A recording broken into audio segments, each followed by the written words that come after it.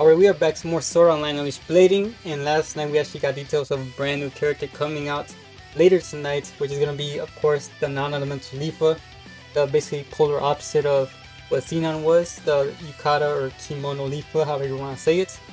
But in this video I'm going to be breaking down her details and giving my opinion on whether you should be summoning on this banner or skipping it. So let's hop in and see what she can actually do, because seeing how good Xenon's kit was, I'm assuming she has to be pretty good.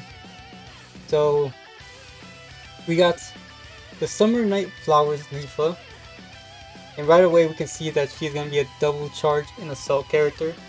Now I personally don't really like the double charge or double break characters because they have their own little gimmicks, but we'll see once we get to the skills, right? First things first, the stats. As we see here, nothing that's really outstanding, right? They look like very similar stats to what Xenon's stats were actually, but of course she's not a enhancement character, so they're not going to go up. So I do see right here right away that her crit is a lot lower than Xenon's because her HP actually went up. So it's almost 6,800.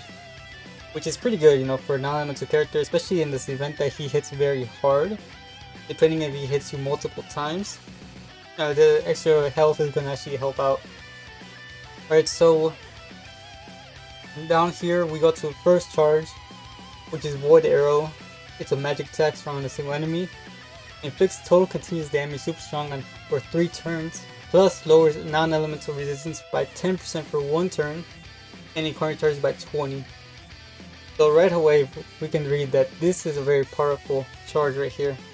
You're inflicting total continuous damage, which stacks by the way, and you're lowering his resistance to non-elemental characters, which is gonna make your entire team do a lot more damage. It's only 10% for 1 turn, but still, you want to go charge stacks with it, right?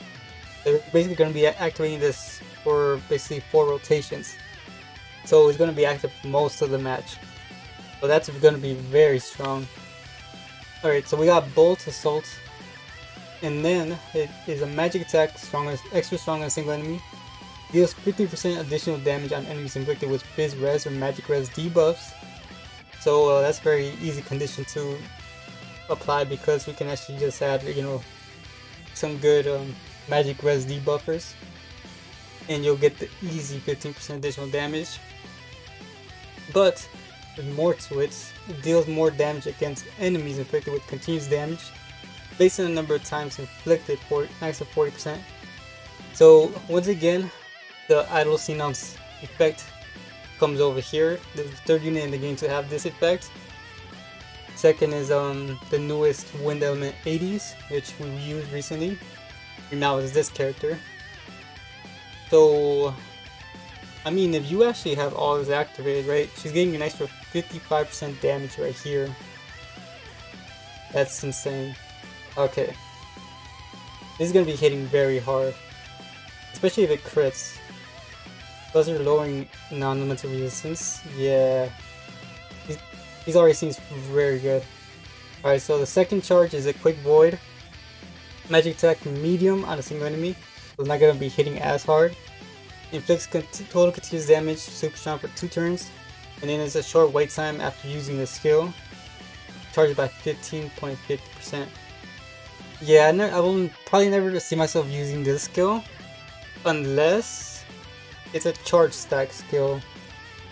And what I mean by that is, like, we've gotten characters before where they have like the double charge, double break, and then their break stacks or charge stacks only work for the first one and not the second one. And then recently we've seen characters that, they can either stack on the first one and second one. So we just gotta really wait and see if, she's one of those characters that have basically double stacks, where she can stack on the first charge and the second one as well. Because if she can, if that is how it is, then you can actually double stack and roll in rotation, depending if this actually puts you in the same rotation again, using the quick one, and then basically the stronger one, right? So we'll see how this works when she comes out. Then her Incarnate skill is Under the Streaming Fireworks. Incarnate magic attack on a single enemy deals 50% additional damage on enemies inflicted with Fizz Res or Magic Res debuffs. So it's exactly the same, right? She gets a more damage depending on the continuous damage on the stacks. So it's basically the exact same as her Assault, but since this is Incarnate skill, it's a higher multiplier. So if this does damage to Assault, this Incarnate is gonna be hitting like a truck. Alright, Imaginariums is basically the same as all these limited characters.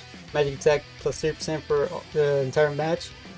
And then for the first 2 turns that she comes out, critical damage will be 50% higher. So, Special Partner Xenon, their skill is 5% to magic attack, non-elemental characters. And then of course she has Incarnate Combo and charge stacks. Yes, just reading this, honestly, I am way more impressed by what this Leafa is doing than Xenon. Like, Xenon is gonna be hitting hard, right? But the thing with Xenon is if she doesn't crit, she's not gonna actually be hitting that hard. I mean, here, you're gonna be doing damage to the enemy no matter what, right?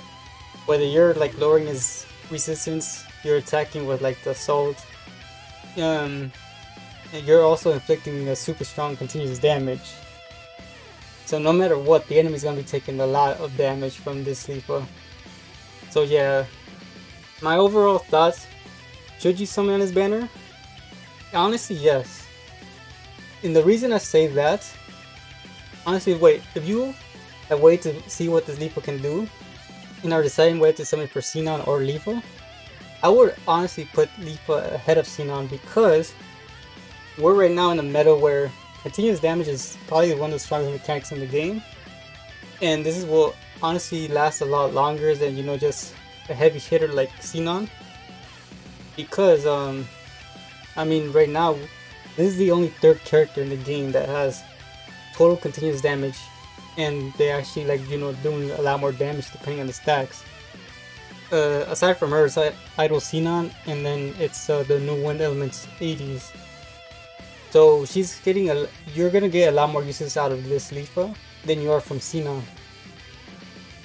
And plus, if you don't pull this Leafa and you have the Xenon, would you honestly run the EX Leafa with Xenon? Like, no, she's not that impressive. At least with if you pull this Leafa, you can at least use like the older Xenon, who is still pretty good, right? Even I think she has EX skills, and I've used her before. She was not that bad.